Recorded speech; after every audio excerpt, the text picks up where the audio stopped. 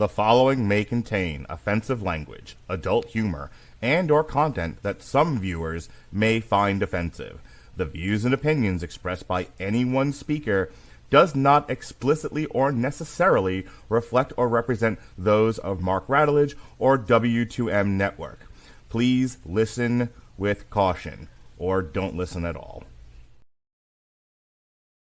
Hooray for Hollywood, where stars are living large, in mansions with their servants and their credit cards in charge, with fame that's fleeting, but the egos never change, where everyone's a genius, except the ones who really arrange.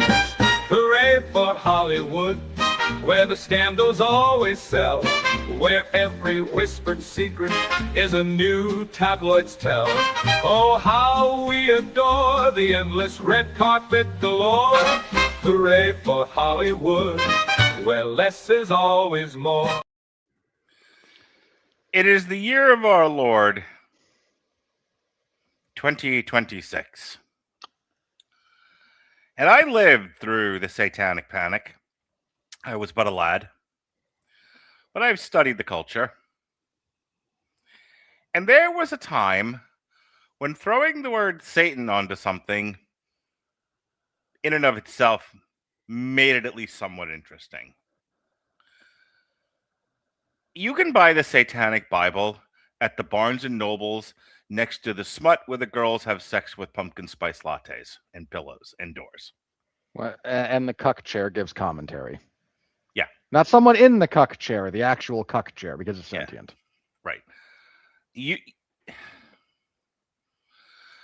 With everything going on in the world and what's gone on in the world over at least the last 25 years or so, Satanism has to be the least interesting thing that used to be interesting. And yet here we are. It's up there. I mean, does anyone really care if someone else is like a Satanist now? I mean, if you're the kind of Satanist that's committing felonies, what's more interesting is the actual felony, not the embracement of sin, desire, impulse disorder that is essentially Satanism.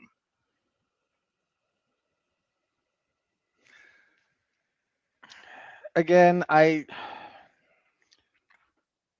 let me push back ever so slightly, because for the most part, I agree with you. For the vast majority of it, I agree with you. The ever so slight bit is largely the modern understanding of Satanism, which at this point is less about, it has the actual like occult stuff as a backdrop to the horrible things that the rich and powerful do together. Okay. But that's about it. Like, you're right that, like, as a general movement, no, at this point, oh, look at that person with a pentagram tattooed on them. No one cares. So when I see it in movies, like, I think it's not Shaun of the Dead, the one after it, Hot Fuzz. Hot Fuzz. Yeah, where they're all like either overt or covert Satanists. Yeah, they're just a cult. They're dressed in robes, but there's no religious component to it one way or the other. That's what I mean by overt or covert. I mean, basically, there's the allusion to Satanism whenever you see a lot of these robed cults in movies, and I'm not going to keep doing this because it's going to be too much of a distraction, but this person would like to let us know that they love condoms, and so do Satanists, so you're in good company. Your profile picture indicates at least a couple of children, so you've done that much right. My point is, so we can move on with this. If you're going to make a movie that hovers around Satanism, more to the point, if you're going to do a movie that is going to approximate a meditation on a divergence of Satanism, please make it more interesting than this fucking movie, Psycho Killer, which we are discussing tonight on, and I've never meant this more than I do right now, Damn You Hollywood. And the high priest of this religious cult, Not Robert a high priest. Winfrey. Deacon? Elder. The elder of High these priest. festivities. Well, I only bring that up because high priest is an actual office that I Okay, could theoretically get to. great. Was a deacon.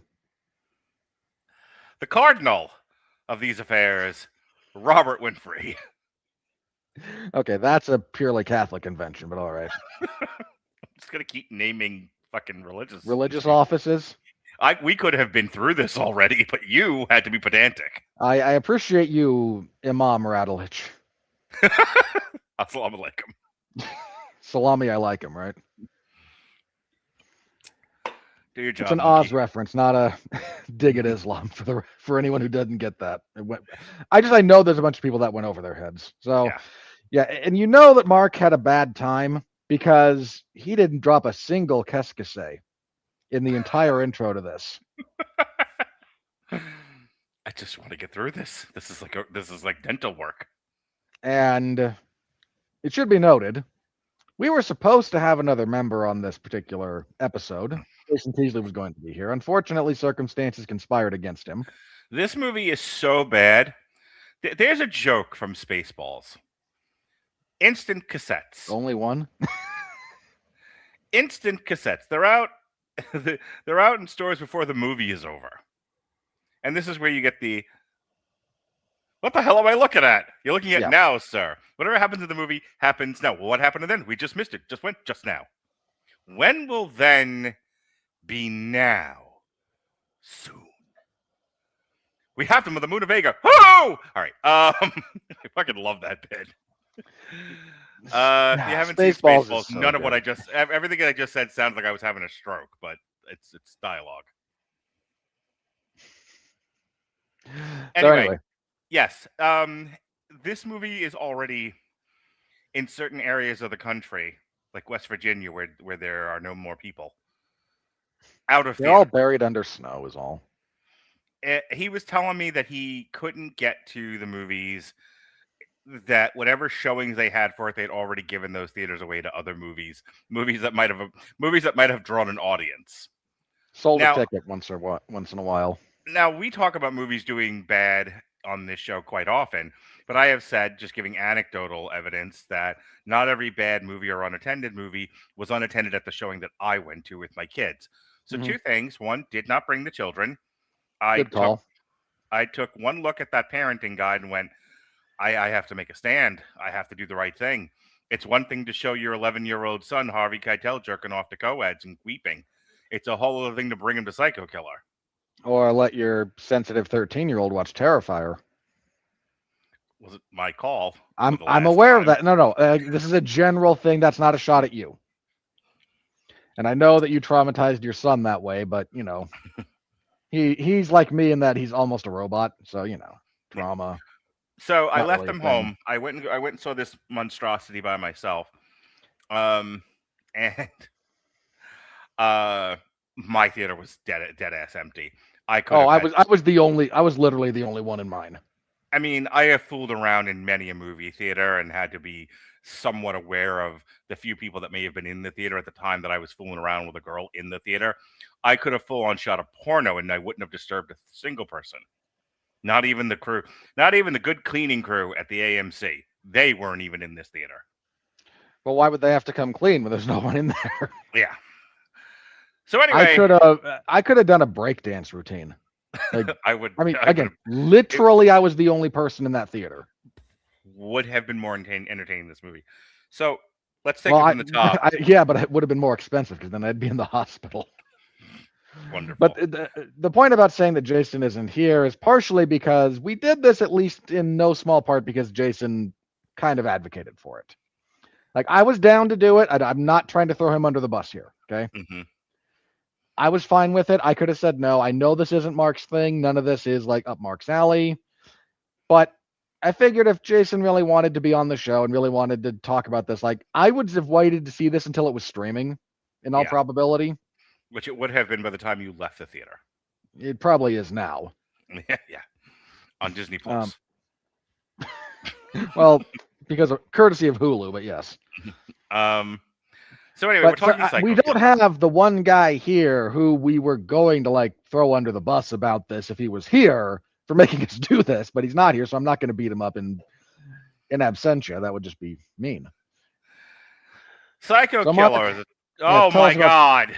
Tell us about Psycho Killer, Mark. I would love to. Psycho Killer is a 2026 horror thriller film directed by Gavin Polone, you monster. Directed. Pointed a camera at. This person is a producer.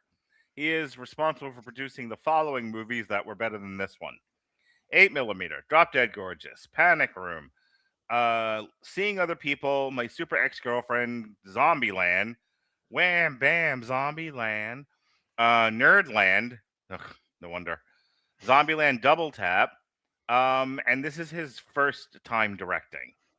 So basically, I have facilitated talented people doing talented things long enough that I think some of it has rubbed off on me via the osmosis process. Yeah. No, it did not. It did not go.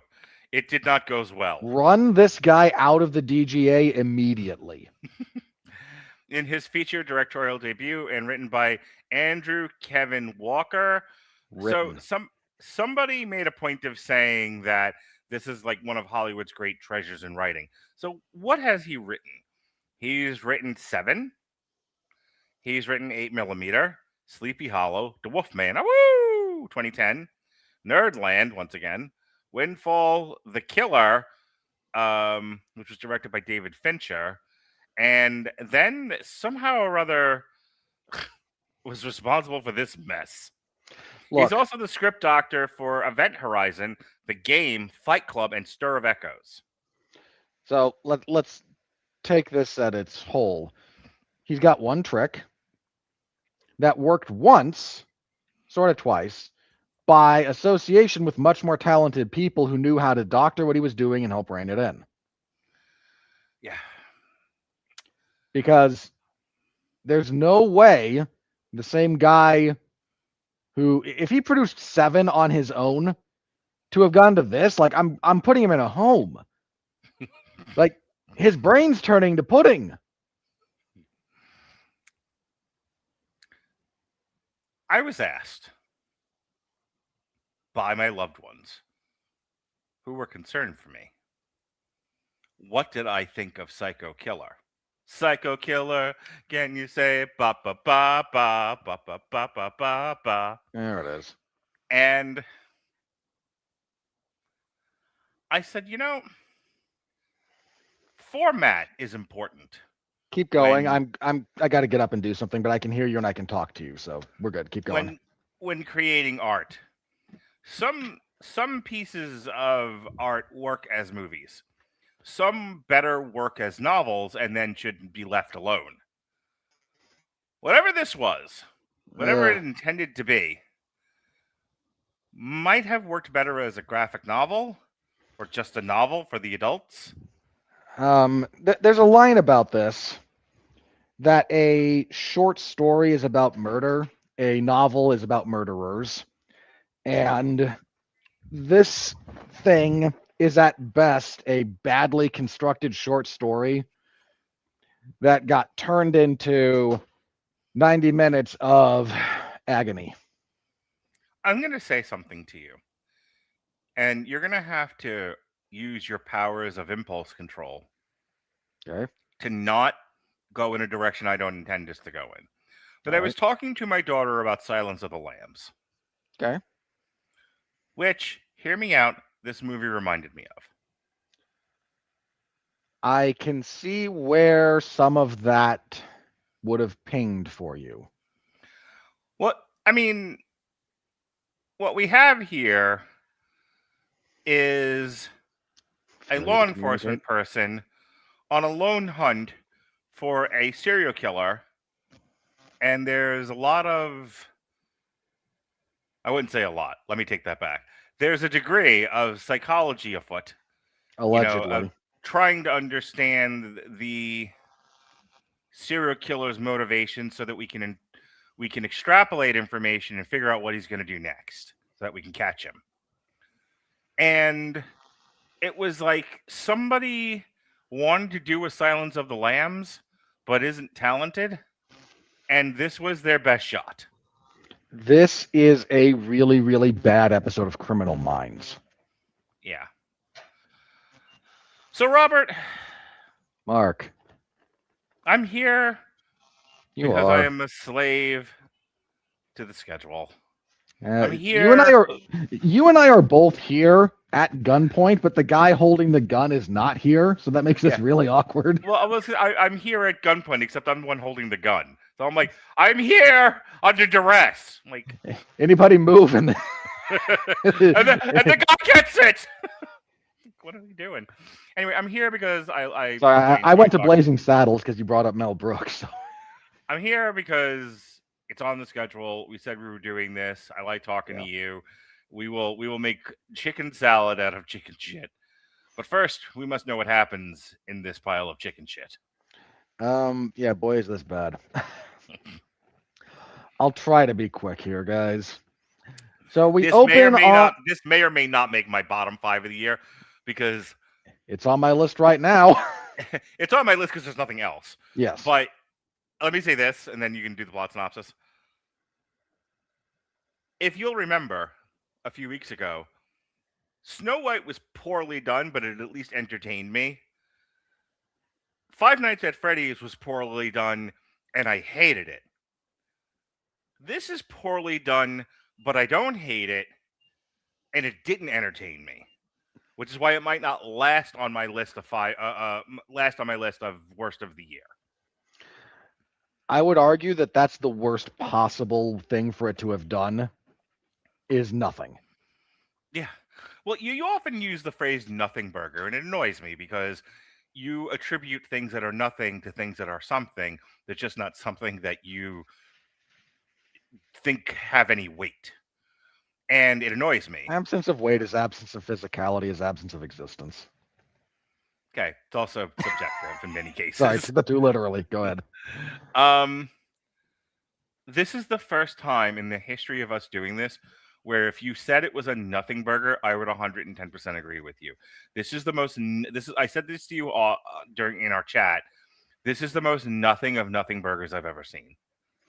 For something that's, especially for something that's like sold as being provocative and transgressive, and I mean, outside of like standard Gonzo type porn, like actual porn movies or like the old drive-in features that got turned into something weird video DVDs, like The Pig Keeper's Daughter and such. That stuff has more weight than this movie. This is a ghost of a movie. Yeah, it would have fit right. It's got the same weight as a 1990s supermodel. Haha. All right, now go. So we open with a long montage of. I don't know who that's directed at. If it's me, I know. I know. I mean, I don't know what we're doing here. These comments. There's a comment on here that says "shave it." If it's about my head, I know time is like come and gone, and I'm gonna get there eventually. I don't know, but he could. I would much rather talk about this. He could be talking about genital hair, and then is he talking about our genital hair? Is he talking about my girlfriend's genital hair? Is he talking about? Is he just like people across the world who have genital hair? You should all shave it. I mean, I don't know. I feel like grooming at a minimum is a requirement. Some people like, they like a Brillo pad. Some people like it going into the Marines. It's such a subjective thing. Well, again, like I just feel that at a certain level there's a certain level of like, again, maintenance that should go on there. If it's like the jungles of Borneo. I mean, a shampooing and a run through, is at least called for. So, speaking of a shampoo and a run through, Psycho Killer. Featuring no shampoo to be found in this greasy-haired monstrosity. Just run through. Again, we open on a Kansas City highway after being told that there's a satanic slasher running across the interstates, killing people and doing terrible things to the bodies, like chopping them up, and cannibalism, and leaving scrawled in blood satanic symbols and messages because we just have to be edgy. And as the killer barrels down the highway, a Kansas City trooper, a Kansas State trooper gets behind him, and he pulls over. The trooper did not pull him over, mind you. He just pulls over. The trooper pulls over behind him and goes, "Sir, what's going on? You okay?" Because I didn't do that. And as he looks in this car and sees all the drug paraphernalia scattered around the back seat, and an unwashed, unkempt, disheveled, gravelly voiced death metal singer, I feel like they would have cast Corpse Grinder if they could have got away with it. Mm-hmm. But he's too nice a guy to appear in this piece of. He's like, is anything going on here? And the guy, "No, officer, why would you think something's going on here? What about any of this could possibly be suspicious?" Another trooper drives up. This is the first one's wife. And they share a moment, so we know they're married. And then the first one gets shot in the neck. And the killer speeds off, and the poor wife has to deal with the fact that her husband's dead, and the killer goes on to kill a few more people. And the wife, as you do, swears, "Revenge!" And her dad's like, "This is a bad idea for you, sweetie, because revenge never goes well. But if you have to learn that for yourself, then fine, go ahead." And this is like the closest thing to a point the movie has. I mean, that's sad, but it really is. So she starts tracking his movements as he kills people in Colorado, in Missouri, in Illinois, and she talks to the FBI and is like, "I think I can help." And the FBI agent in charge goes, "But you're a woman from Kansas." Silly lady. You go back to the kitchen now. So in female solidarity, one of the junior agents breaks all kinds of rules and regulations to give her all the information. And along the way, the killer starts leaving ads because he wants some help. And he gets in touch, sort of incidentally, with a Satanist group led by Malcolm McDowell. Just God bless Malcolm McDowell. He's only here for the paycheck, but he's a professional enough to at least still bring something like an acting performance. Mm-hmm. Which may as well have been frickin' Olivier's Hamlet given the rest of this movie. Between Malcolm McDowell's Satanist leader and Ray Fiennes' Number of the Beast cosplay performance, this has been some year for me so far. And so our protagonist discovers that this killer is drawing some inspiration from death metal because let's dust off that old chestnut. I feel like that was the only part of it. It's only been 50 years. I feel like that's also the only part of this movie you enjoyed was looking at the album covers and knowing that you could read the terrible lettering that goes into death metal covers. Let me tell you, when they played in ADR in League with Satan by Venom, I was having a hoot. I was having a hoot of a good time. I was hoping they'd play the cover by Unleashed. It's a badass cover. Nice. Yeah. So the killer goes to the Satanist group and goes, "You're all a bunch of posers, you understand." Then he kills them all with an axe. Yeah. I want to say at this time, part of the reason why I didn't bring my kids to this was because I read in the parents' guide that there was some very sexually explicit stuff here. And given what I'd seen in the trailer, I was like, oh, there's probably going to be like a lot of like over the top, like BDSM, eyes wide shut here shit going on. And I don't want to bring my kids to that. So I'm not going to do that. I'm going to leave them at home. Let me tell you how I'm not sad I left them out of this because I shouldn't have seen it to begin with, but they've seen worse than anything in this movie. Yeah, you mentioned, you showed your son Bad Lieutenant. I showed him one scene from Bad Lieutenant. You haven't even showed him the whole movie? No, just the show me your tits. You gave him out of context Harvey Keitel.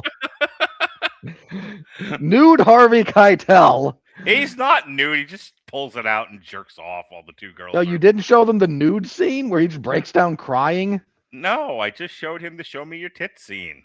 Because it's the best scene in the movie. Again, like the scene earlier when he's just like naked with a couple of hookers and just listening to music and standing and sobbing. He'll be 16 eventually, and his daughter and his sister will have moved out of the house by then. I feel like that's a rockin' good 16th birthday. Come, son, for your 16th birthday, I will show you the Bad Lieutenant. And for your 17th, we watched the sequel with Nicolas Cage. Anywho, it was a weak fucking Satan scene. I'm just saying. Fair enough. So again, he kills all these people with an axe. He burns the place down. He nearly gets shot by our protagonist who's followed him here. You missed she the at part this where point she tracks goes, him to a hotel and he nearly kills her. There was And one of those, yeah. That was the best scene in the movie where he's beating her around the hotel room.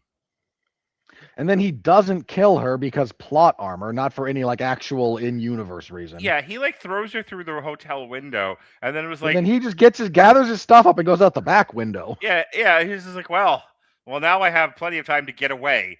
Like, why he tried to kill her the entirety of the time he was there. Then he threw her through the window, and then he was like, well, now I don't have time. And like runs away. Look, there's an old pro wrestling trope. If you get behind the invisible barrier up the entrance ramp, and the guys in the ring then can't follow you anymore, they just stay in the ring because you got behind the barrier. Yeah. There's some invisible line there that he just, I don't know. There's no reason for it. Anyway. Yeah. So yeah, there's that. There's the scene at the Satanist house, and at this point, she's like, "You don't understand." She's like, "I have figured out a lot of this stuff because I am the female protagonist and I know everything." I'm the protagonist. That made more sense in that movie. Like, look, this guy thinks he's this famous mass murderer who killed a bunch of people at this church in Harrisburg, Pennsylvania, and he's going back there to complete it, and he's been gathering explosives, so he's gonna have a big thing. And everyone goes, okay, and then everyone listens to her. So they all go to that location. And then while they're there waiting, she's like, oh no, I got it wrong. Let me tell no one, just drive over there. What he's actually doing is abducting a guy who works at the 3 Mile Island nuclear power plant. And his plan is to send that into meltdown and then use a handful of sticks of TNT that he has strapped to himself to then blow up with a hand grenade to open a portal to hell.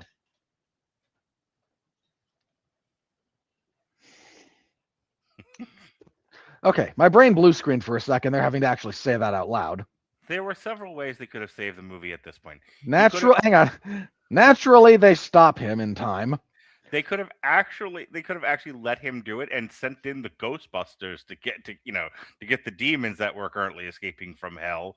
Or no one wanted to pull Bill Murray into this. Or John Constantine or somebody, Lucifer.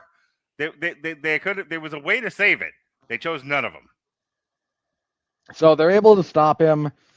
He gets shot a few times, and then we find out earlier she's pregnant. This plays no role in anything. Except near the end, she is now like messed up because of what happened.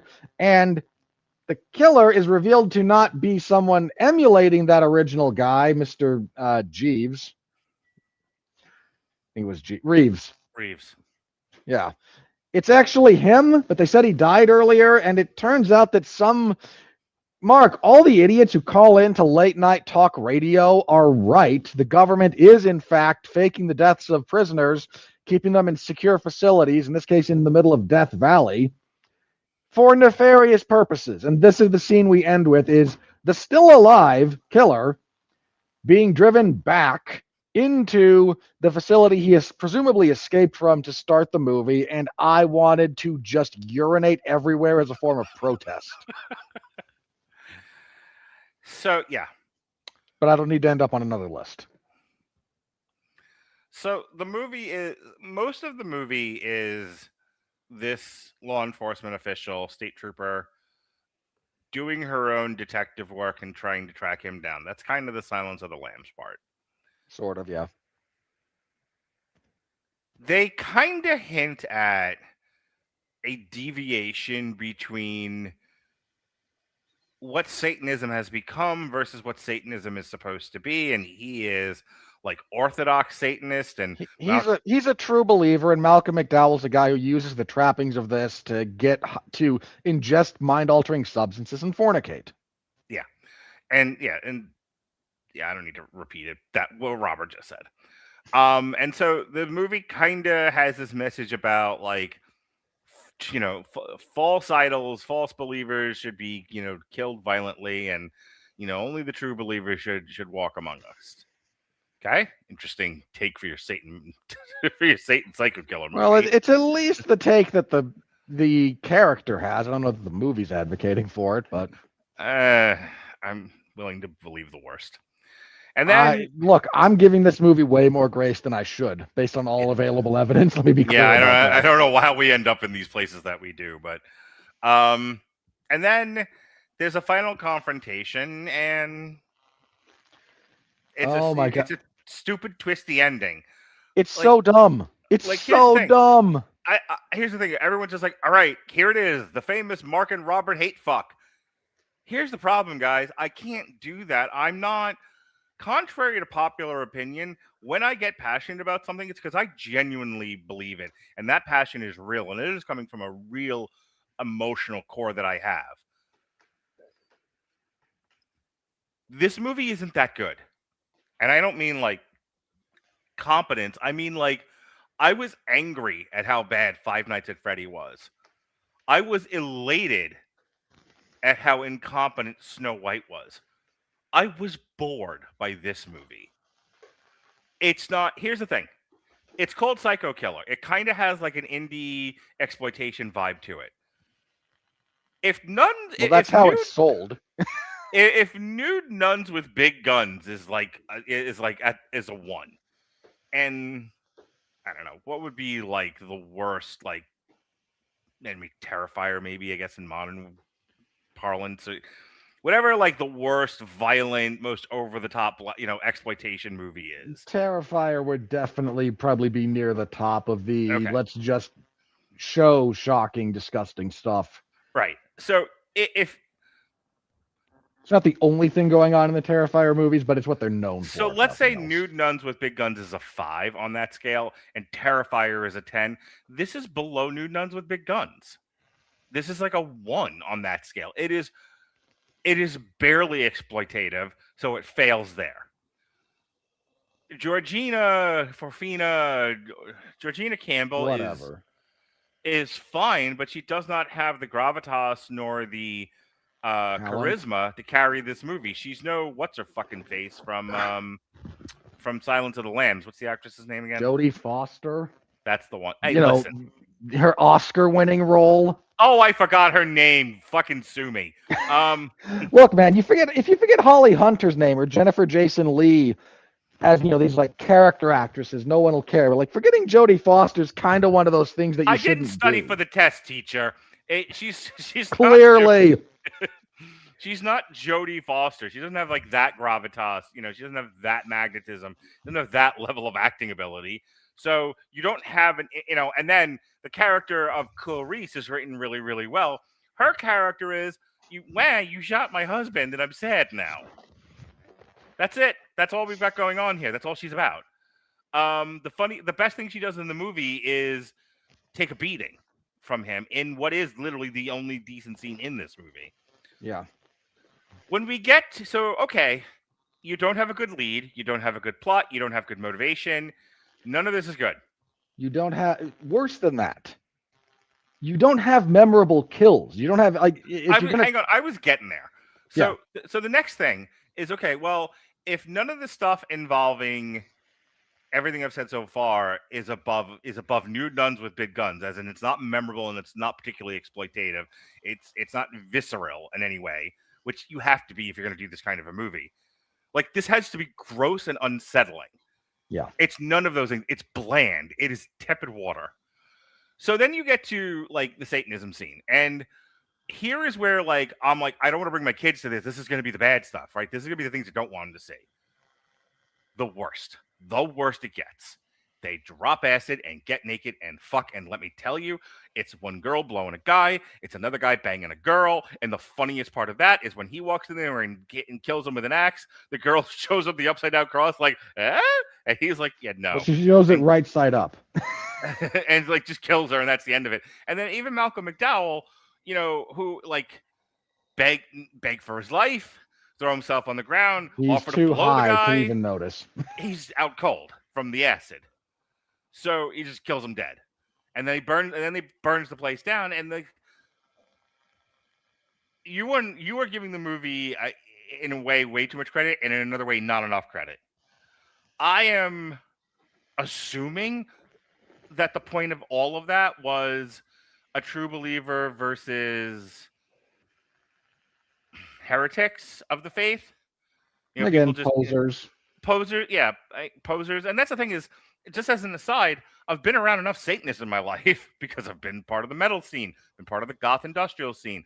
I have people, I've been worked in a prison. Jail. I've worked in a jail. Right. 2 of them. I have been around people who own satanic Bibles. I've been around people who claim to be Wiccans. All of that shit. So I get the idea of being like a poser Satanist, because there's certainly a lot of those around, and somebody who takes that shit really seriously being way offended by it. Here's the thing. He just went there to get information, and for all that's shown or that we know about him, he was planning to kill them all along, because that's just what he does. So, did it matter? Did we need to spend time with these people? Who cares? Like, you don't know enough about him or that situation to have derived anything else more than what I'm inferring from the situation. Either way, it's not strong. So now take all the theme out of it, take all the meaning out of it. What do you got left? You got visuals. Well, there's nothing visually good happening here. No, like I've seen good satanic sex before on screen and in real life. And like the second part of that was just implied, Mark, and was better that way. Here is where there's all kinds of swinging down at that swinger house. Here is where, if you're gonna do, sex and Satan, then you need to show me some real sex and Satan here. You need to play, you need to have been threatening a NC-17 on this, and they're not. It's barely an R. Barely. Like, I've seen far worse. There's worse in Showgirls. Well, if you're just talking about the sex stuff, then yes. If we're limiting the scope to that one, then yeah. Well, if you're even like the murdering, like there was worse in 28 Years Later, the Bone Temple. Like, I had to revert my eyes a couple of times because of that. Also, my friend Beth is saying hello, so let me acknowledge her. Hi, Beth. Hello. So anyway, you're not showing enough graphic stuff in this movie to warrant the aesthetic you advertised.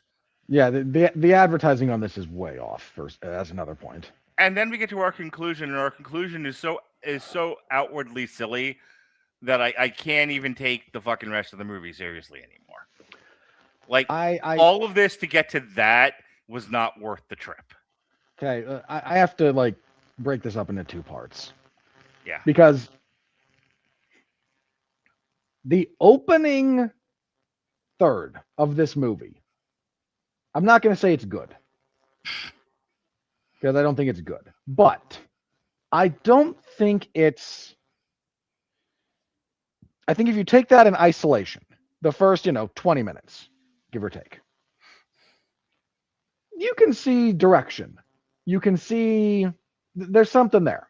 Little something there. Not much, but you got to, that's not a bad start. It's not even really a first act, but it's not a bad start. I was kind of with the movie, and then it just kind of keeps dragging. They clearly had no idea what to do in the middle, at all. But the ending of this, so I'm going to set aside the very ending. Let's just focus on, the climax, the stuff at 3 Mile Island.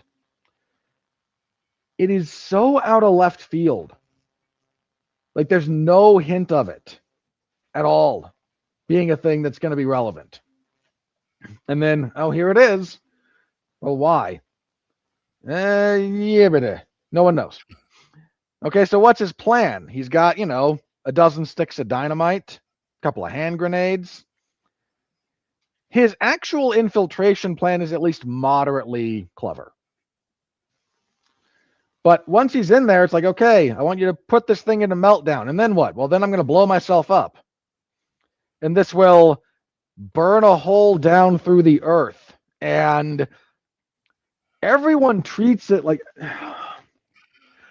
This is one of those things that I know too much about to give a pass on. So allow me to just very briefly. A nuclear power plant is not in danger of turning into a nuclear bomb, people. It is not going to give you a big mushroom cloud. There's a very, very specific set of things that have to occur to create either an atomic blast or a nuclear blast. Yes, they're different things. One's fission, one's fusion. Don't worry about it. Watch Oppenheimer. They talk about the difference. Either way, that is a very specific, very involved process for creating that. Gas mask moron with dynamite in a control room is not going to do it. Oh, but again, like somehow nuclear meltdown at a plant became code for a 12 megaton blast. And it's not. It's just not. Hey, 3 Mile Island, they have to couch it this way as like the worst nuclear disaster in American history. Do you know how many people died as a result of 3 Mile Island? Do you, Mark? I assume you do. I'm going to take this as rhetorical and let you move on. Okay. 0. Hmm. You know how many people died as a result of the tsunami hitting the Fukushima nuclear plant in Japan? 0. 0. How many people died at Chernobyl? Not as many as the miniseries leads you to believe. Okay. Like that one event, Chernobyl, is the thing everyone looks at, and even the miniseries goes through the specific problems. Like, no, the nuclear material didn't detonate. It can't. What it does is give off radiation. That's all it does. So what the problem at Chernobyl was a steam explosion, which is a big problem, that led to the material getting not cooled, so it heats, liquefies, and then melts through stuff. And then the explosion that results from that sends radioactive material into the air. This is not a nuclear bomb. This is just a dirty bomb. There's a big difference. They both suck, but they're not at all the same. The whole bit where the people running this plant are like, you'll have 2 hours to evacuate all of central Pennsylvania if this guy blows himself up. No. So much no. And then, oh, God, this movie had already lost me by this point, but they're all watching what's going on in this control room via the security monitors, right? And one of the security guards grabs our protagonist and goes, there might be a way in. So they go off, like, okay, we're going to find a way in, all right? Is it a ventilation shaft? Is it like something's got to be hard here, right? Like, and they open a door that he just says, it's been closed forever. They go into an observatory room, and on the wall is a giant, like 5 by 5 foot sheet of plexiglass looking into the control room. This is the dumbest possible thing. Everyone's here panicking, which, okay, fair enough. This is not a good situation. And they say, like, is there any other way in here than this main door? And everyone goes, no. And this one guy goes, well, there's this big sheet of glass overlooking the control room that we have access to. Nobody else? And again, we're not talking like some small, boy, how do we get in here? You open a door and you go into like a hospital surgical observatory room. Like this is so dumb. It is impossibly stupid that we arrived here. Just impossibly stupid. And then the cherry on top of this, at the very end, is the most incomprehensible, incompetently written bit of thing I've ever seen this side of asking 7-year-olds to do popcorn story time. So does he go back? They actually admit, like, this is the same guy from the previous one that we said was dead. Like, this is a line for actually in the movie is this previous mass murderer was killed in prison. Now at the very end, they're like, well, he didn't. And he escaped and he went on this big rampage literally across the country, Death Valley to Harrisburg. That's a heck of a road trip. And he killed double-digit people and attacked a nuclear plant. It's the same guy from before, but you said he was dead. Never mind. Well, how about now? Oh, no, now he's dead. He was shot a few times, including once in the head, which we know didn't happen because we saw what happened. And we're taking him back to a secret facility in Death Valley, which is actually like a national park. And this is our like allusion to this, the foreshadowing to this is supposed to be lines on the radio from, again, late night talk radio when cranks call in about the black helicopters and the aliens. Is someone going, yeah, you know, the government's taking prisoners and doing experiments on them. And they're right. The crank callers into the...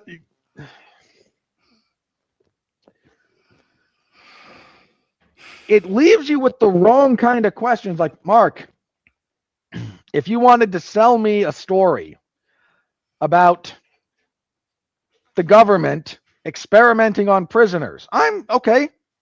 Okay. I don't have to suspend my disbelief at all for that, believe it or not.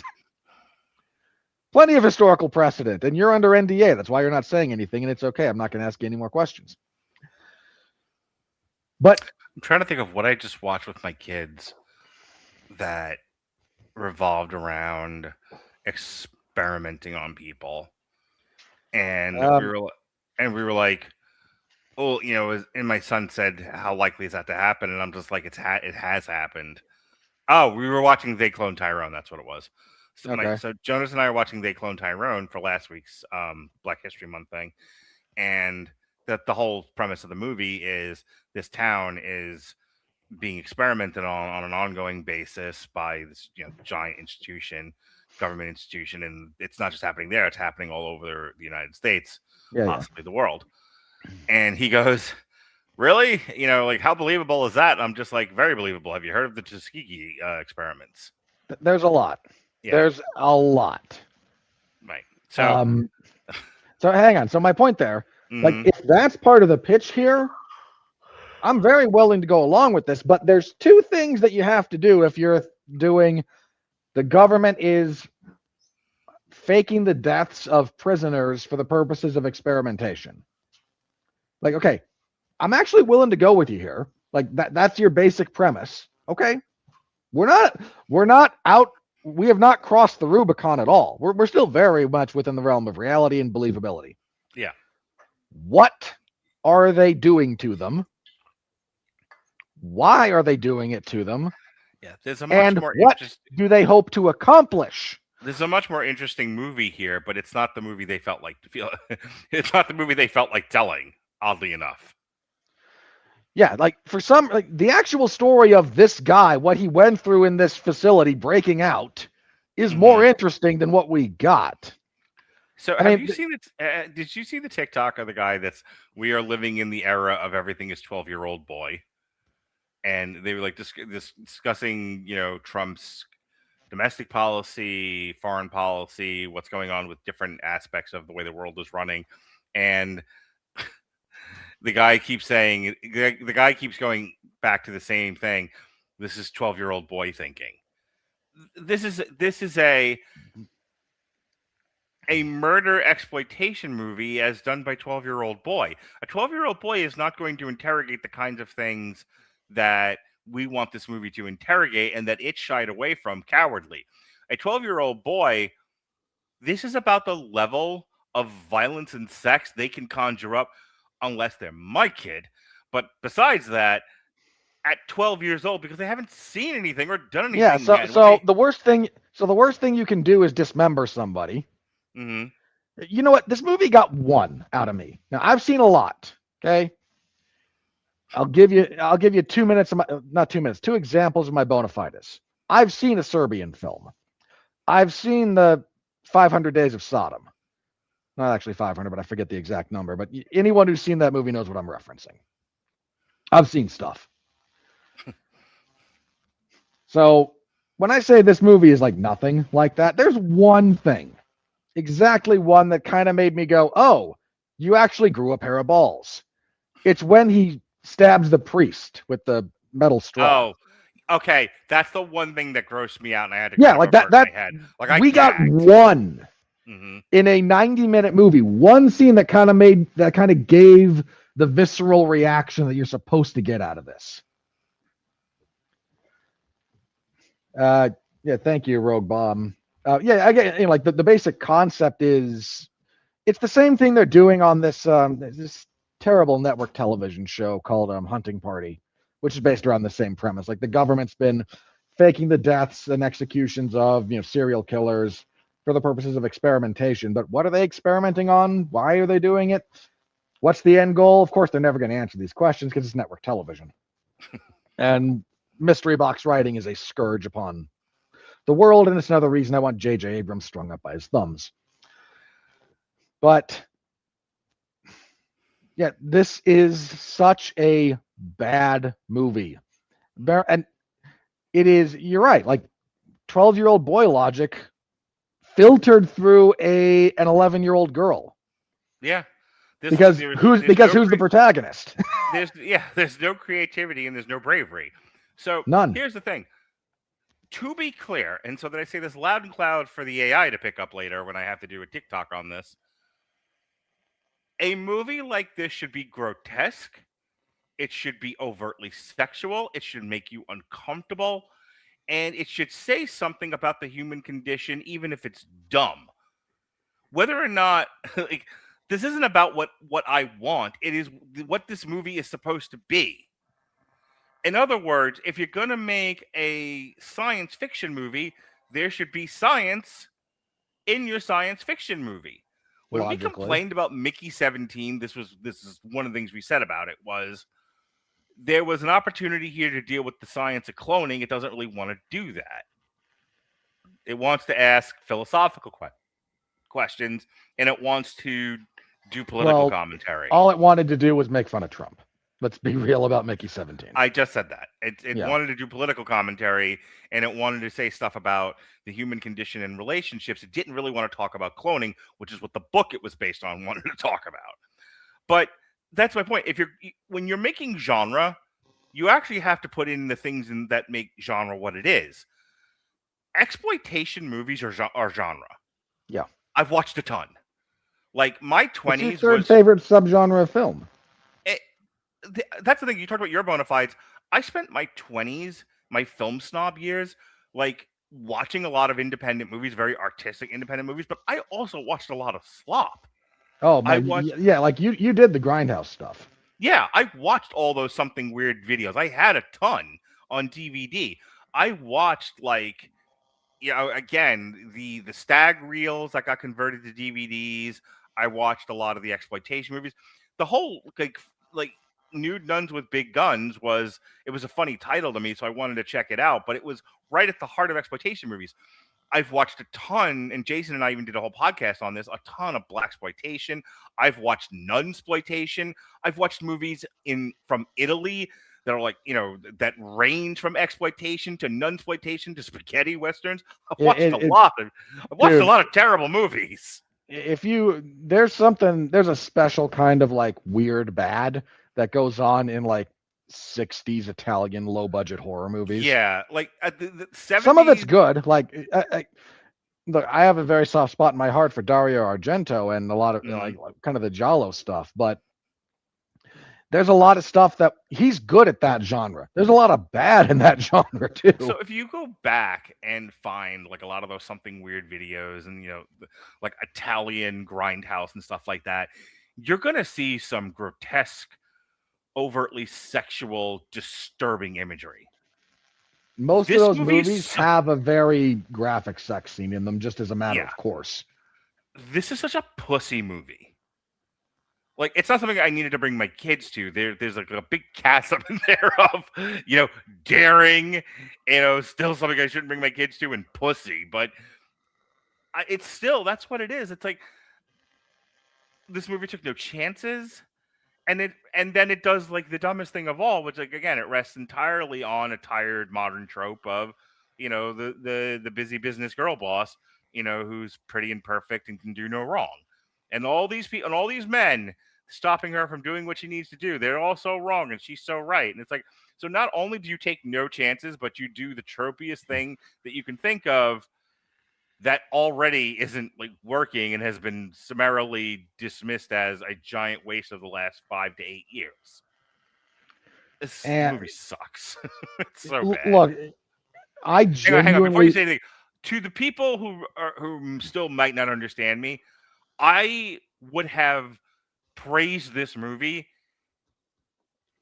despite the fact that it's not my thing if it had been brave enough to do the things that the genre expects of it. The fact that my criticism is not that I don't like it or that this isn't really my kind of thing or there wasn't enough sex in it.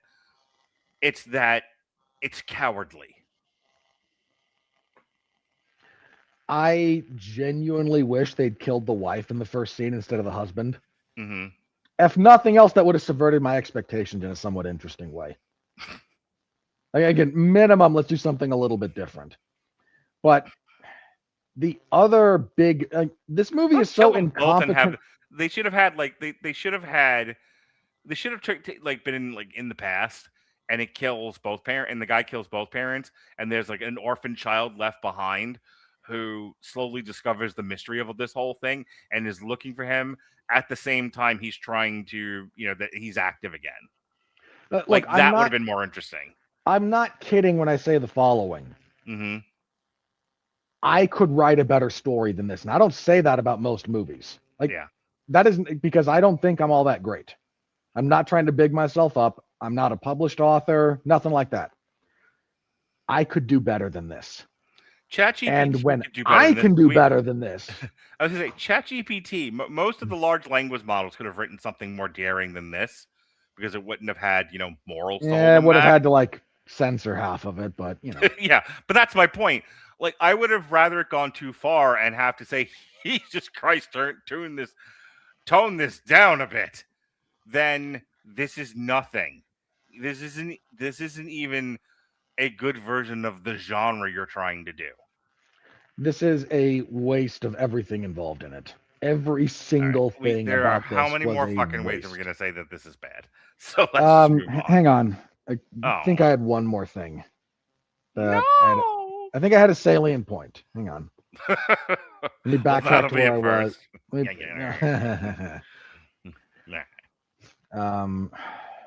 Robert Winfrey gets the gas face. Blah, blah,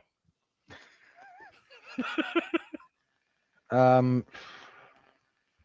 If it comes back to me, I'll circle back to it. But yeah, again, like when I could write something better, when I think like you and I could co-direct something better than this, like we could genuinely, okay, if you produce, I write, and we get, why am I blanking on his name? I want the band vinyl guy who makes up songs like Ramming Up My Shitter and One in My Mouth and Two in My Ass to write the satanic sex scene. I think he'd do a good job. He can get a small co-writing, small story credit. I just want him to write that scene. That's all. Yeah, okay. He can script doctor what I put in for that scene. Yeah. I'm gonna need you to take this wooden tip and sex scene and do your band vinyl thing with it. But yeah, I mean, I genuinely feel like you and I at this point know enough people who have been around film that we could do better than this. Okay, can I please move on now? Yeah. Okay. Ladies and gentlemen, here comes the money. We're in the money. We're in the money.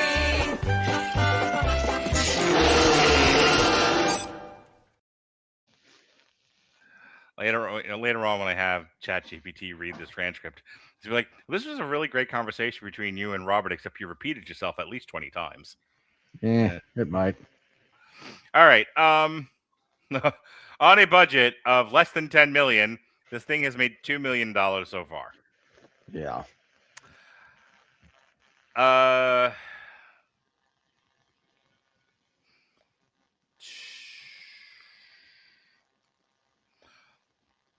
okay.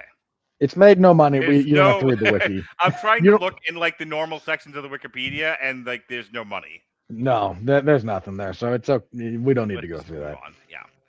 The number one movie of the weekend was Goat. I had dinner with my parents as my obligation to stay in the will, and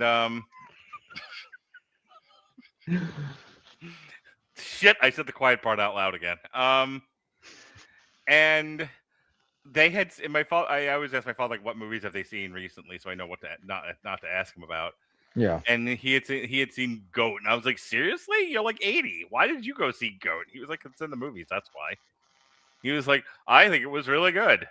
There's something else that he saw Wuthering Heights, and he was like, I've never read the book, so I don't have a basis of comparison, but I thought it was fine. I'm like, good. Okay, he is just saying that to try and get you to engage because Wuthering Heights is a terrible movie. I'm starting to think at this point he really doesn't have any discernible opinions. It's just whether or not something aggravates him or not. That's So if it probably doesn't aggravate accurate. him, it's good. If it aggravates him, it's bad. You're probably right. Yeah, which I believe is the disease that all boomers have at this point. Wuthering Heights traded places with Goat. It dropped from 1 to 2, and Goat went from 2 to 1. I can only imagine 2. That's a really strong hold for Goat, actually. Less than 40% drop. Yeah. I can only imagine 2 from Lionsgate debuted at 3. Crime 101, which we reviewed last week, dropped from 3 to 4. Send Help, which we reviewed the week prior, dropped from 4 to 5. How to Make a Killing from A24 debuted at 6. An Elvis Presley concert movie debuted at 7. Solo Mio fell from 5 to 8. Zootopia still in theaters after 13 weeks, 6 to 9. Avatar still in theaters after 10 weeks, from 8 to 10. And Psycho Killer debuted at 11. Debuted at 11.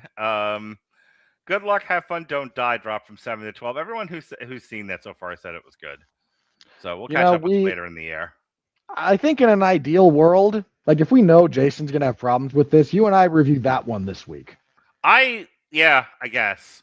I'm not mad at all that we did Crime 101 last week. That was a good discussion, and it had a lot of stuff that I think we would have had a free week this week. So this week would have been open, and we would have discussed that one this week. Yeah. We'll get to it later in the year. Midwinter Break debuted at 19. Blades of the Guardians, otherwise known as the men's Olympic hockey team for the USA. That debuted at I feel so bad for our Canadian friends. They've not taken that loss well. I had to call Andrew last night and talk him off the ledge. This Is Not a Test debuted at 28. Billy Preston, That's the Way God Planned It, debuted at 45. And that was Let's go on your father's tombstone. Yeah. That was the weekend that was. Wuthering Heights. It's the number one movie in the world with 152 million. Goat is at 102 million. Send Help is 3 with 82. 28 years later, The Bone Temple, 57. Mercy Me, 53. Crime 101, 45. Iron Lung. Yeah, the Mercy TikTok seemed to have done okay. Yeah, people seem to enjoy that one. My polyester one got the one I did on John Waters. That's over 2,000. People love when I talk queer shit. Can't imagine why the TikTok algorithm would pick up on that. Oh yeah, really quick. So those book reads. So I've been a TikTok affiliate now for like over a year, and so the shirt. Some of the shirts that you see me wearing in these are shirts that I bought off the TikTok shop, and then I wear them so that I can sell them through my videos. Or you could just do like reviews of stuff and do it that way. In this particular case with the books, I went to that particular bookstore online and said, if you send me free books, I'll do book reads. So that's what those were. The very first time I'd ever done it. And instead of like, first, if you don't physically have, and I learned this with comic books, if you don't physically have the book in your hand, you can't sell the product. You have to physically see the product. That's why I'm holding it against like my face, because I've gotten in trouble for this. And I used TikTok's internal camera system, which is why it's mirrored the way it is. Yeah. So hope it satisfied your criticism there. Look, my only thing about that is, again, if you're holding up something that the audience is supposed to read and it's literally like in a mirror backwards, that can be a hurdle. Yeah, if I can figure out how to unmirror it, I will. But that one, I don't know if you saw the two. I did two. One was To Kill a Mockingbird, and then the other one was Good to Great. Good. Yeah, I saw them both. I just only commented on the one. Okay. Well, with Good to Great, I figured out what I was doing wrong with the first one and fixed it, and did it better. Yeah, their internal teleprompter.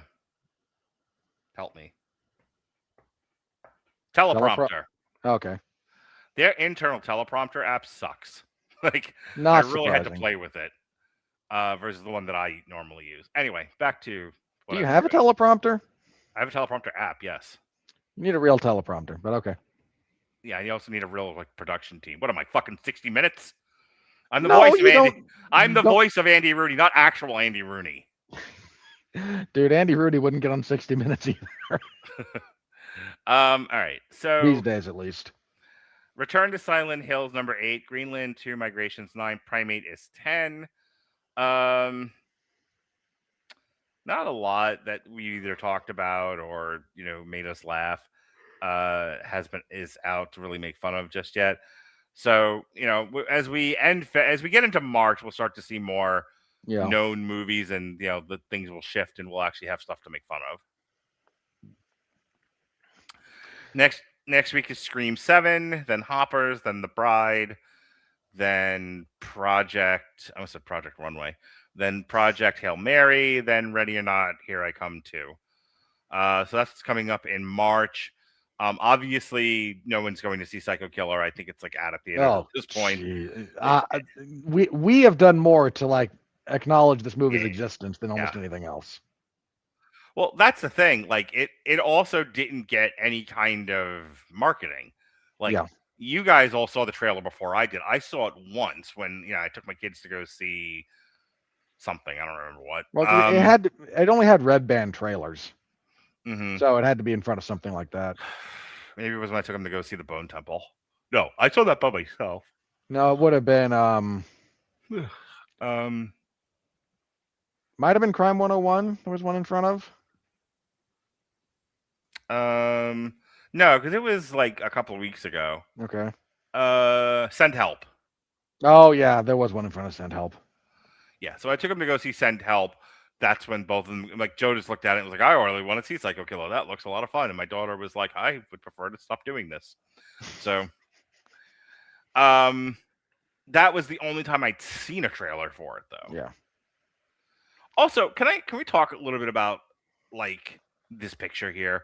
You can only see he's wearing kind of like a Bane gas mask. You can move us to the side, I think, without.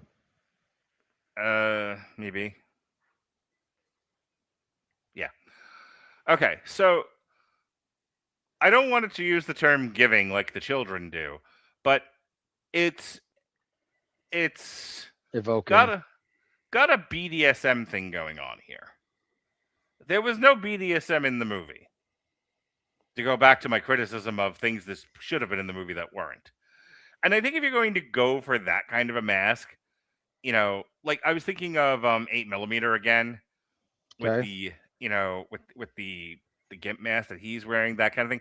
If this is the sort of motif you're going for, there should be some allusions at the very least to the BDSM culture.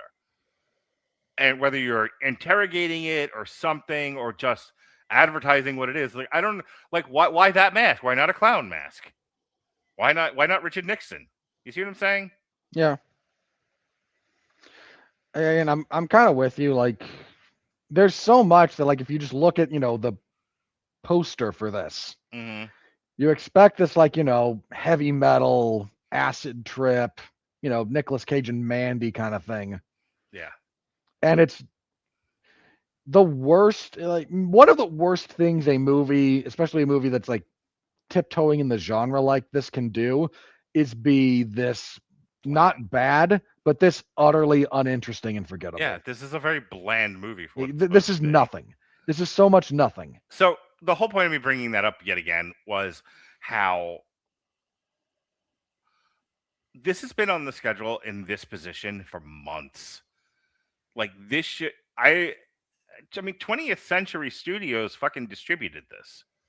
New Regency got a hold of it, but like they're with the I think like all the production companies on this were New Regency Enterprises, New Regency, Constantine Film, Vertigo Entertainment, distributed by 20th Century Studios. Yeah. That's Walt Disney, everybody. just in Technically, case yes. anyone's forgotten. And it's like they're just kind of my only comment on this, and the whole reason I brought that up, is they're just kind of dumping stuff in theaters now, and they're not like, it was one thing when there was a political agenda behind it. It was, oh, okay, we're just gonna dump this really conservative, like anti-child trafficking movie into theaters and not pay any attention to it because we don't want anyone to see it, but we kind of have to put it in theaters. We can't just bury it in a streaming service. Yeah. And then like this has held this date for months. And they don't do enough trailers. They don't do a push. They just drop it out there. And just as quickly, because nobody saw the goddamn thing, it's out again. Like, and the thing of it is that the trailer made it somewhat interesting looking. Kind of, you know, the Thunderbolts trailer that kind of made it look like it was an A24 movie? Okay, yeah, yeah. That was kind of what they were going for with this trailer. A little bit, yeah. Which is why my kid wanted to see it, because he thought it looked interesting. You know, he was saved because it wasn't that interesting. But that's my point. Like, you could have done a better job of fooling people into thinking that this was something worth their time. You don't even do that much. Then why did you bother?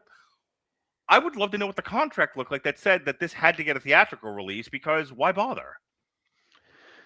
The fact that your trailer is so deliberately trying to, again, copy and ape Longlegs is not a good thing either, because Longlegs is actually a decent version of this. Mm-hmm.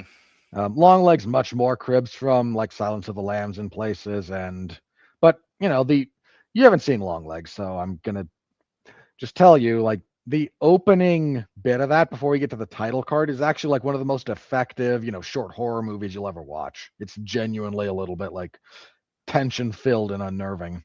Mm-hmm. But you know, it's an Oz Perkins movie, so you know he knows what he's doing, and no one here did.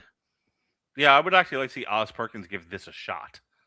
He doesn't need to. He's done this movie before, and just much, much better. Yeah. Of course, the other thing about his, like by the end, you know, the Satanism is real, because he actually does tackle the notions of good and evil as real things instead of just window dressing. I don't want to have this conversation with you, but duly noted.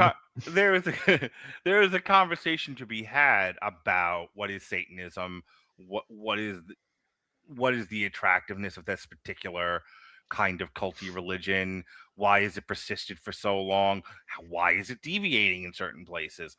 Like, if you're going to look at this stuff, then really look at it. You know, Satanism has been with us for quite some time now. And I'm just talking the modernized version of it, not like historical.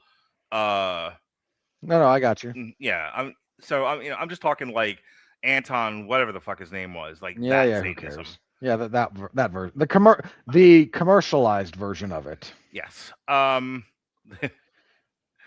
for crying out loud, like there's modern a better New Age Satanism. There with Enya in the background. Yeah, there's a better like sub theme of Satanism that runs through Late Night with the Devil than anything in this movie. Yeah. So that's my point. Like there was a lot of grist for the mill here, and they ignored it entirely. They missed the mill entirely and just like kept walking and then shot the donkey. Like, the other interesting thing is that, like, again, if you're going to evoke heavy metal, like there's so much satanic imagery in death metal, so much so that when you ask an AI to do a food pun death metal album, it'll literally just do Satanism. Yeah. Ask me why I know that. I know why you know that, because you then spent like 2 hours trying to get it to do what you wanted it to do. Like, I like most of this, but exclude the Satanism. I don't need the pentagram or the inverted cross or the goat head. And it went, okay, here's, you know, I can remove those, but here's your, you know, 666 and your alchemical symbols for brimstone. And yeah, they just stop. Literally, I was talking about this on the Metal Hammer of Doom. It was just like, once I realized what I had done and what it thought the project was, I was like, the next time we do this, I have to take more control of things, because what you think this is and what I wanted are not the same. And the AI was like, you said death metal. I assumed you meant Satanism. Aren't they not the same, father? Well, aesthetically. Poor Fancy. Look, man, in fairness to the AI, when all you have is like machine learning, those two things overlap almost in a full circle. You know, if you've listened to enough black metal and death metal as I have, like, if I throw deicide at you, you're going to assume, yes, this is very anti-Christ. This is very anti-Christianity. This is very pro-Satan. If I throw Cannibal Corpse at you, a lot of their stuff was not that. A lot of their stuff was just gross. Well, again, we're just talking visually, and visually it's almost an overlap. And yeah, you know, Cannibal Corpse would fall into that. You know, there's any number of things. Let's just say there's a lot of, like, if you look at the grand history of death metal and black metal, a portion of it, a large portion, but a portion is very much a protestation of the Christian religion. Godly knows. It's just norm transgressing for the sake of norm transgressing. Let me say this respectfully about the death metal movement. Mm-hmm. If the norm was Satanism, they would be Christian rock. Like, that's just where that's the like space that they occupy. Sure. In terms of, like, it's got elements of punk rock in there, in the sense of, if we're doing yacht rock here, then we're doing the Dead Kennedys here. Yeah, but it's just oppositional for the sake of being oppositional. I'm with you there. And that's the thing, is like, part of the reason why we're still talking about this, and I'm not having to the third segment yet, was because the more we talk about this movie, the more I'm realizing there was just so many places for this thing to go that it chooses not to go. But it's in the movie. Like you brought up, like, you know, the allusions to heavy metal, and they don't do anything with it. Again, like, you know, hey, the government's, you know, doing this shady stuff. Nothing happens with it. Hey, there's a Satanist group that, you know, has a rich benefactor. You know, does that tie into anything? Nope. There's, you know, what are we doing with the FBI? Nothing. They're a backdrop. Do we actually somehow, this piece of crap even manages to avoid the one thing horror's been overdoing for the last 5 to 8 years, which is horror is just a meditation on grief and trauma. You don't even do that right. Yeah. All right. With that said, would you like to know what the critics thought of this? I'm sure you do. Please tell me it's still a 0. I really want to see the 0. I'm glad you mentioned that. Before I do this, when I went to the movies, what was floating on my social media was the first movie of the year to have a 0 Rotten Tomatoes. It's up to 10 now. Okay, what moron? We'll find him and we will talk about it. So here we go.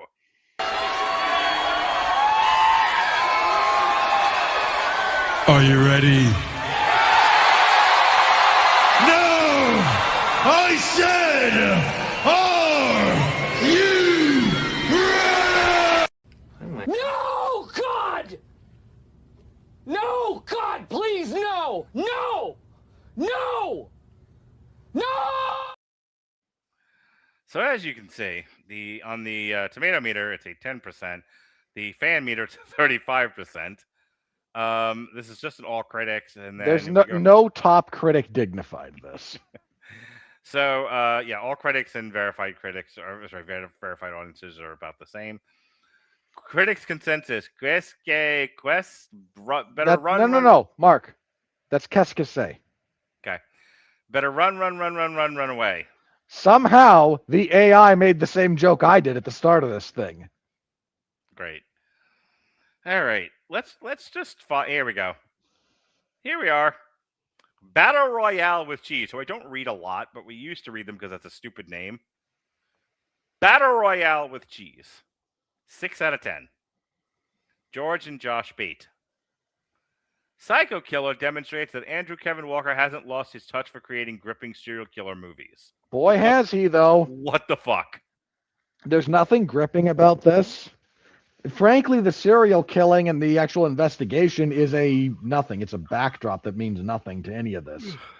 Eric Langberg of Everything's Interesting, clearly. Clearly. Culture is a mess, and this movie is kind of a mess. But to my eye, It's a mess that's messy because it's reflecting the larger mess. You're desperately trying to find meaning in what you're doing. That's what makes it so fun. And that's why I want to call dibs on the reclamation essay a few decades from now. Oh, go fuck yourself. No, we're not, buddy. I'm still going to be here. We are not going to do historical revisionism. I have been not, and I'm not alone in this. But Mark, on the wrestling side of things, this is about 8 months ago. There was an effort by some poor misguided fools on the internet to say, you know what, 2013, 2014 Roman Reigns wasn't that bad. The crowds were just terrible. What, the I taught putty tat Roman Reigns? Yes. Ugh.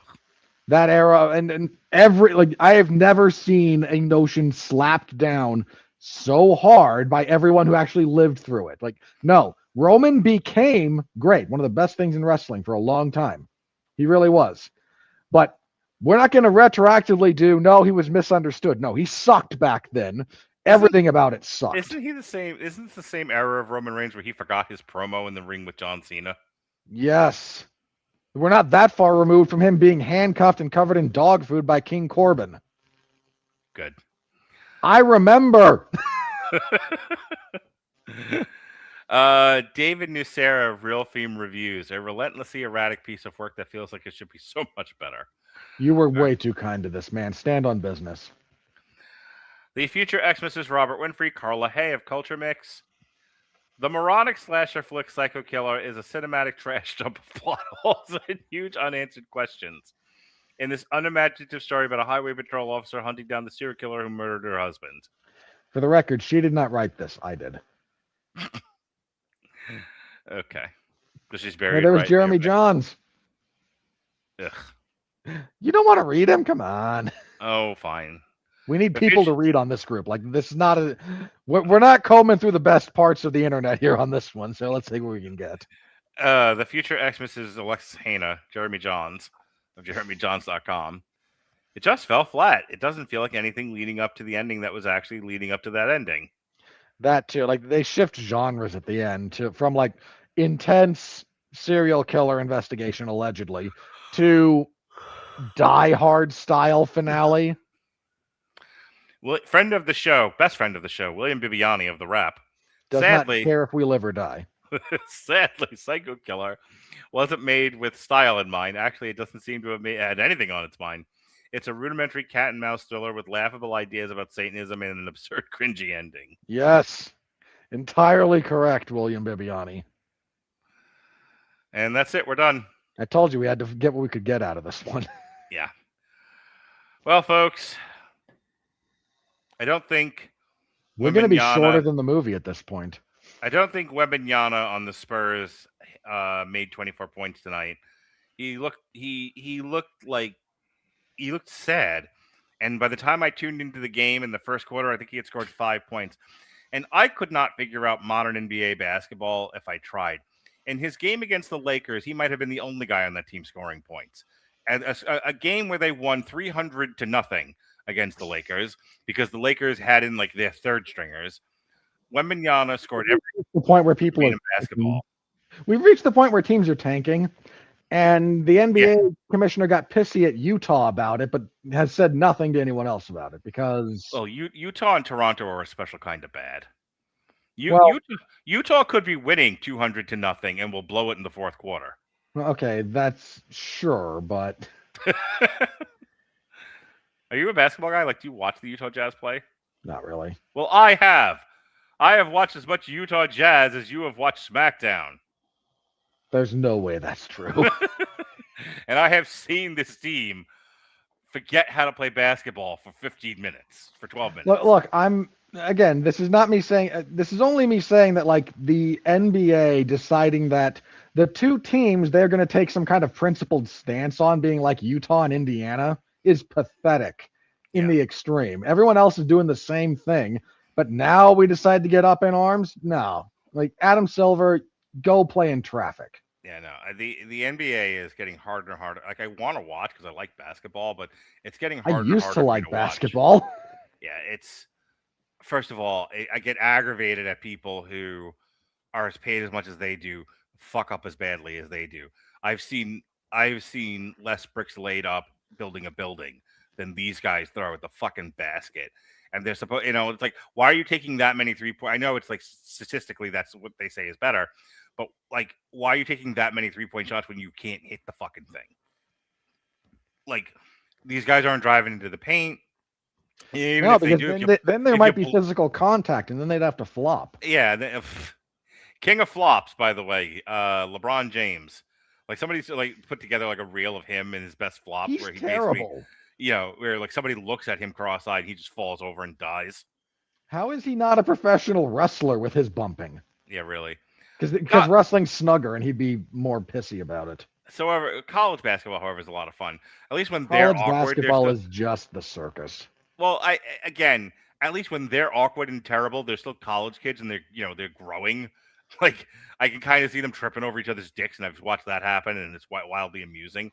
This is supposed to be the pros, the best of the best, and they look like me when I used to play basketball, or Jason. You don't know what Jason looks like playing basketball. I have heard, as much as he's talked about it, I feel like I have. Okay, fair enough. Alrighty. This Wednesday, we return to the booth. We're doing Sessions, and we're doing BoJack Horseman, and we're going to turn the BoJack Horseman podcast into a sad Johnny Cash depressing song about depression. I wonder what the theming will be. Now, you've already seen the album cover. It's a sad horsey. Yeah, it's not a bad cover. So that'll be fun. When I ran the transcript through ChatGPT, that's what it pulled out of here. It was like, this is a show about functional depression. And I'm like, all right, that works for me. There's a lot of that.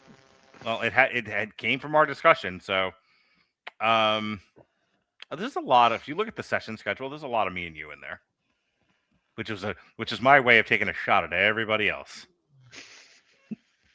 On this other show that no one watches, it's all about how Robert and I are having a good time. That's right. And all of you need to step up your game. Thursday is the last show with Jason for the month. We're looking at Glory, Mo Better Blues, and John Q. This is the Denzel Washington focus. And then on There's Saturday, 2 good movies in there. And Saturday, myself and Evan Bevins will conclude Black History Month by looking at Robert Townsend, Hollywood Shuffle, The Meteor Man, and The 5 Heartbeats. You chose a thing to end on. He just wanted to watch Meteor Man was his Meteor Man, and I made him do all 3. So, a week from Sunday, March 1st, Jesse and I are going to be taking quite a tomb here. We're doing a source material. We're going to look at Batman, Bruce Wayne Murderer, which is a giant book. And then, like I said, Scream How giant 7, is it? really big. And then I was trying to play along there. I and know, you just didn't have a punchline. I'm sorry. And then a double dose of Damn You Hollywood, because Thursday, March 5th is our Oscar nomination show. Because the Oscars will be on the 15th. And we will have seen most of them by then. We've covered there's maybe 2 that I think between us we haven't seen yet that we'll have to find. I watched Sentimental Value already. The only thing I have left to watch is The Secret Agent. But we reviewed the other 8.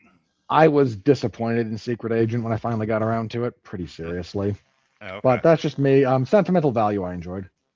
Yeah, it was fine. So that's what's going on with me. What's going on with you? Well, I cover mixed martial arts and professional wrestling over at 411mania.com. WWE SmackDown on Fridays. I covered TNA Impact last Wednesday because I want a bigger paycheck. Because you're a glutton for punishment.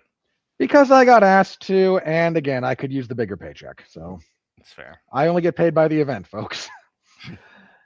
Last Saturday was UFC Fight Night 267, headlined by Sean Strickland and Anthony Hernandez. Good main event. Sean Strickland got a finish. Woo! I figured it out. He averages one every 2.5 years. He was due. I'm not kidding. That's actually a thing I did on the podcast last night was he got a stoppage. When was the last time he did that? About 2.5, almost 3 years ago. When was the last time before that? Oh, yeah, about that same time. It's not about fights. It's literally about the calendar. About 2.5 years, he gets a finish. Wonderful. The Prelims were pretty dreadful. If you want my full report, it's in the MMA Zone of 411 Mania. I also talk about it on the 411 Ground and Pound MMA podcast, which I host late Sunday evening / early Monday morning. This last time we reviewed that card, we previewed the upcoming UFC Fight Night 268. They're in Mexico City, allegedly. Because, oh boy. You saw what happened, Mark? On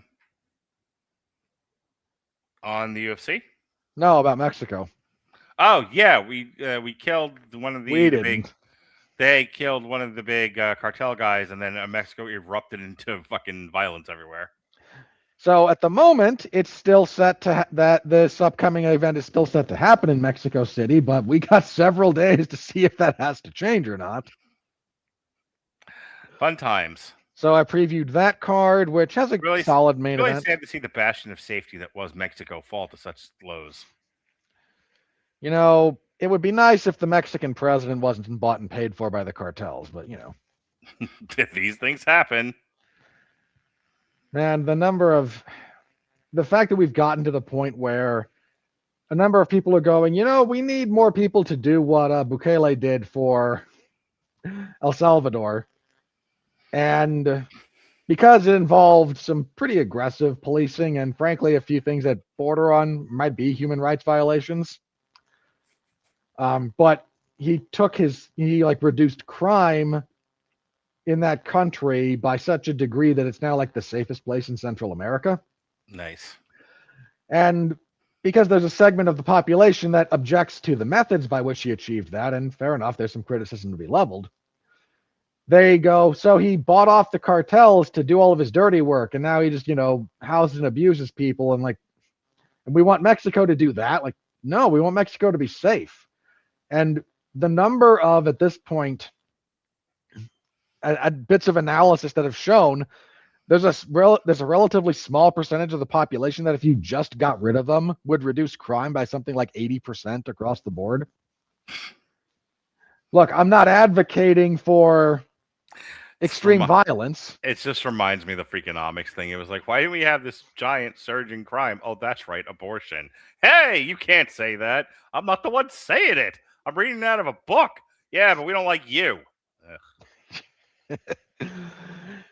The number of people who have never been able to overcome the elephant problem is a real one. Have you heard this before? It's a visualization tool for persuasion. Mm-hmm. Visualize a guy riding an elephant. Who's deciding where they're going? The elephant. But you talk to the other guy. The human in this sense is like your logical processes. The elephant is like the emotional resonance. If people like you, they will listen to you even if you're stupid. Right. Whereas if they don't like you, in the case of that, it was Freakonomics that had done a study, and they had said that they had posited the reason why we didn't have the rise of the super criminal as had been predicted was because the babies that would have gone on to be super criminals were aborted because we had just done Roe v. Wade. And Bill Bennett talked about it on his radio show, and everyone got mad at Bill Bennett. Which is a choice. Which, for those of you who don't know who Bill Bennett or Freakonomics were, the guys in Freakonomics are very liberal. Bill Bennett, very Republican. It's like... It's literally, we've reached the point where it's literally just the messenger and the vibes they give off, not what they're actually saying. The vibes. Right, anything else? Because I want to go to bed. This week we'll have SmackDown. It's the Go Home Show for Elimination Chamber UFC event on Saturday. Back here next week for a good time. Mark, a good time. A good time. A Satan having good time. No. All right. For Robert Winfrey, I'm the Gotor. Be well, be safe, and behave.